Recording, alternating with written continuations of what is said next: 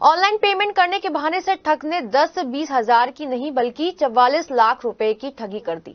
ठगी का शिकार हुए सदर थाना क्षेत्र के जॉली शॉपिंग सेंटर के मालिक दीपक रस्तोगी खुद को डिफेंस कर्मी बताकर ठग ने फोन पर गणपति की मूर्तियां खरीदने का ऑर्डर प्लेस किया।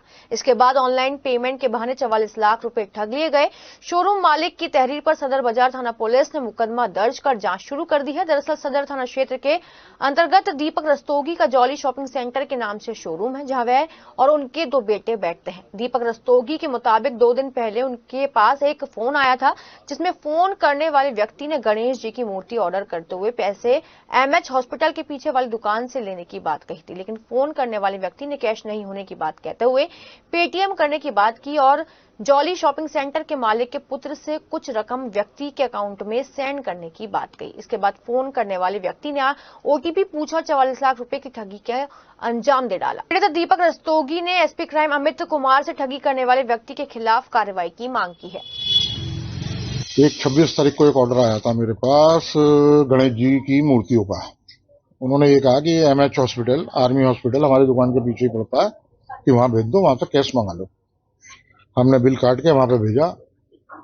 जैसे ही हमने भेजा तभी एक हमारे पे फोन आता है कि भैया ऐसे ऐसे आज तो बैंक बंद है, कैश की हमारे पे व्यवस्था नहीं है, आप जो है ये हमारा अकाउंट नंबर है, 5 रुपए उसमें ट्रांसफर कर दो। ये गवर्नमेंट के नॉर्म्स के हिसाब से ये है। तो हमने बैंक से अपने आईसीआईसीआई के अकाउंट से 5 रुपए ट्रांसफर कर दिए।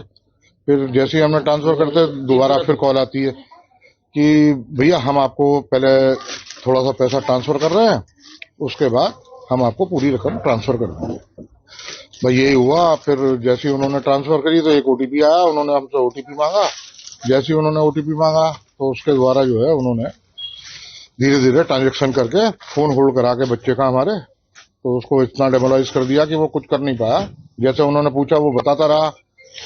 तो इन बिटवीन उन्होंने जो है 11-12 ट्रांजेक्शन कर ली, जिससे 44 लाख नियर अबाउट 44,80,000 रुपए के करीब उन्होंने वो पैसा ट्रांसफर कर लिया। तो उसके बाद हमने फिर जब पता चला हमें कि ऐसा एपिसोड हो गया, तो हमने जो है क्राइम ब्रांच में रिपोर्ट की है, एफआईआर लॉन्च करा दी है। अब देखते हैं कि पुलिस से हमें कितना सहयोग मिलता है।